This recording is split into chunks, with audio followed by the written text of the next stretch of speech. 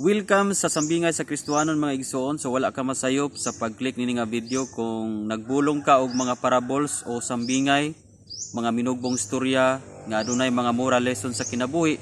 So kini atong channel puno kini og mga istoryang Bisaya nga aduna kay makutlo nga mga moral lesson, especially gyud sa atong pag-alaga diya sa Ginoo. So taud-taud na gyud nga wala ta naka-upload og kanunay sa atuang YouTube ug mga sambingay. So salamat kay sa Ginoo karon nga nakahigayon ta. Unya nata diri sa gawas sa balay nagahimo og sambingay tungod kay presko kayong hangin. Unya bugnaw kayo ang palibot. So karon ang atong sambingay maigsuon, sambingay kini may tungod sa kanibitawng pagpanglimbong, no? Ato kining kuanang kuhaag istorya tungod kay kining pagpanglimbong na istubangan sa Ginoo dili gyud ni maayo igsuon. So puli nga matapos nimo ning mao nga sambingay ug ang mga lesson imong makutlo nini, unya pwede po ganing ma-share sa atong mga kauban nga mga Kristohanon. So para masabtan nimo igsuon ina ang senaryo sa atong istorya karon. Adunay duha ka managtiayon banag asawa. So 25 years na sila nga nag-ipon. Unya kining asawa samtang nang limpyo siya sa kwarto sa ilang panimalay, nakakita siya og karton nga adunay sulod nga 3 ka itlog o kwarta nga 10,000. So samtang naglimpyo siya, nakurat siya kay tingala siya unsay sulod aning karton. Muto nga nakita niya tong maong sulod, unya gipangutanan niya ang iyang bana. Iyon siya nga, dong, samtang naglimpyo ko sa kwarto ba, na ako'y nakita nga karton. Unya gisudlan man og 3 ka itlog og 10,000 nga kwarta. Unsa man to imuha ba ni nga gitipigan? So ni tubag usab ang bana maigsuon nga ako bitaw na day ako nang gitipigan. Nya kana manggong akong gisulod sa karton day do na man gunay mga kahulugan nga kanang itlog do na say kahulugan ug kanang kwarta. So moto nga ang asawa, curious kay ang asawa ug gusto siyang masayod kung unsa gyud kahulugan sa gitipigan nga itlog ug kwarta sa bana. So nangutana ang asawa siya nga dong, unsa man daybot pasabot ana? Iyong ka nga naay kahulugan, unsa man di ay kahulugan anang itlog. So niingon ang bana nga day, sa matag panahon nga makahimo og limbong diya kanimo, sudlan ako ang karton og itlog. So gool kayo ang asawa tungod kay kada panahon day nga maglimbong iyang bana musulod ay sudlan day nagitlog ang karton. So reaksyon ka gool ang asawa pero naapod siya kalipay pod kay ngano sa 25 nila katuig nga panagtipon nakahuna-huna ang asawa nga sa ato pa di ay katulo ra gyud di ay katulo ra kahigayon nga nakalimbong ang akong bana nako. Pero naa siya gamay nga kasubo tungod kay wa po siya kabalo kung unsa to mga limbunga, 3 ka limbong ang nabuhat sa iyang bana. So moto nga nagpadayog pangutana ang asawa unsa dong. Okay ako na nasayran nga kana di ay matag panahon nga makalimbong kanako, sudlan day nimo usa ka buk itlog kada usa ka limbong. So akong pangutana unsa man di ay nang sa may kahulugan sa 10,000. Marag dako-dako ra man ang kwartaha.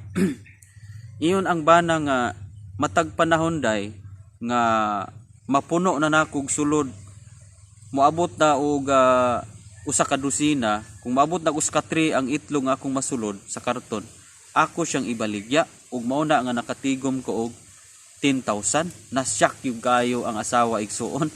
Balig yung guula sa asawa tungod kay nabalansin niya nga dili ra di ay katulog gilimbungan siya kundili gipilo kapila pad gapilo, no? Usa ka libo ka pilo kay ang itlog tag 10 mang buok sa ato panabalansin niya nga naa sa mga usa ka libo kalimbong ang nahimo sa iyang bana ngadto kaniya.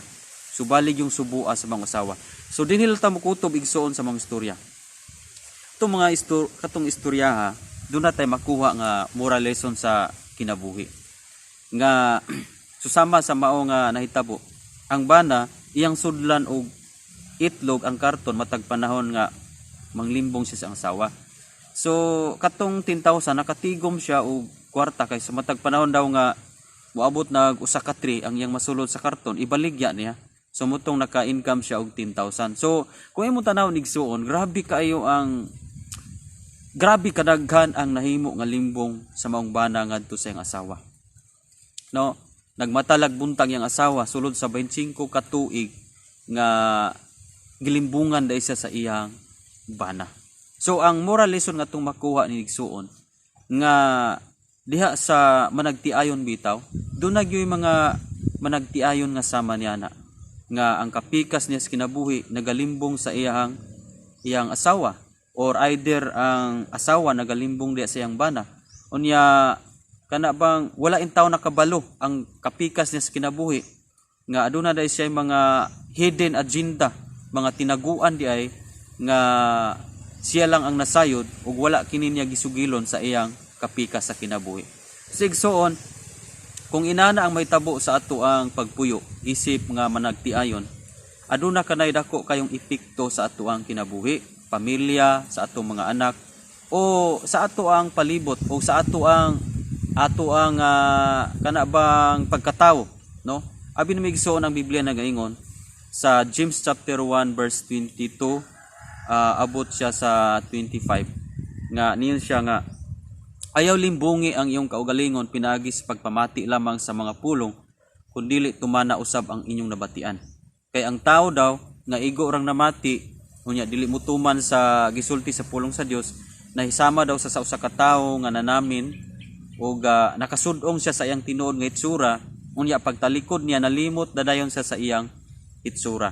So igsoon ang punto niini ato ang istorya karon nga how many times ta nakalimbong sa ato ang buhi nga Dios. So sama sa maong bana nga kapila-kapilo ang iya pagpanglimbong sa iyang asawa. Iyon usab niya na sa ato ang espirituhanong kinabuhi nga kapila ka ta nakalimbong sa tubangan sa Ginoo, no? Ug kanang Santiago 1:22 abot sa 25 kana di ay igo ratang mamati sa iyang pulong unya natay nasabtan daghan tang nakatunan kay atong nadunggan unya wala day nato ni gi-practice, wala day nato ni gikinabuhi ba sa ato ang adlaw-adlaw nga pagkinabuhi sa tubangan sa Ginoo. Kung wala day nato nagi-apply ang atong mga nadunggan, atong mga nasabtan, atong nabatian, kanang ang tawag day nato ana is gitawag ta og limbungan sa tubangan sa Ginoo. Nakalimbong ta. Gani doble ng paglimbong diya, naglimbong ta sa tong kaugalingon ug naglimbong puta sa tubangan sa Ginoo. Hinumdumi igsoon nga ang panultihon nagaingon, nalimot ko sa verse nga ang taong limbungan maangin sa kasamok ang iyang tibok pamilya, iyang tibok banay. Muna nga kung kita sama sa mga managtiayon, kung magalimbong kita sa atong kapikas kinabuhi, atong maanig yun ang kasamok, no? Naagyod ang kasamok, maangin sa kasamok ang tibok na tong banay, di ba? So mga pahinumdom kini sa mga managtiayon nga we should be careful sa ato ang pagkinabuhi. Isip na natay kapikas sa kinabuhi nga atog yung pangayoon sa Ginoo nga proteksyonan tagikan sa tanang mga tentasyon sa buhat sa kaaway. Kay ang kaaway gusto siyang muguba sa atong pagpuyo, sa atong mga pamilya. Gusto ni Satanas nga maburukin family ta. Gusto Satanas nga ang ato bitawng atong pagkamodelo maguba bitaw ang atong dungog maguba. So munay gusto ni Satanas. Apan dili gusto ang Ginoo nga mabrukin ta. Dili gusto ang Ginoo nga ang atong dungog maguba. So atong buhaton is musunod kita kung unsay gisulti sa pulong sa Dios. No, dili nato limbungan ang atong kaugalingon ug ang atong Dios nga atong gilagaran ug labaw sa tanan ang atong pong kapikas sa kinabuhi. So kinahanglan nga mainampuon ta aron nga dili ta malinglas tanang buhat sa kaaway, aron ta maproteksyonan sa Ginoo kanunay gyud tang magampo sa tanang sitwasyon sa atong kinabuhi. Kay prone kayo tas mga tentasyon, especially mga Kristohanon ta, naagyud kanunay gasunod-sunod ang mga tentasyon para maguba ang ato ang kinabuhi, atong pamilya ug ang ato ang dungog. Pero salamat sa pulong sa Dios nga gitudluan ta nga mahimo tang mainampuon aron nga aduna tay sakto nga proteksyon sa atong labaw nga makagawom. So di nila takutob sa atong sambingay. Kung na-bless ka, paki-comment lang. O kung bago pa kaning channel, ayaw kalimot sa pag-subscribe para updated ka sa daghan pa natong mga istorya. Salamat, kita-kita na punta sa next na po natong istorya. God bless and glory to God.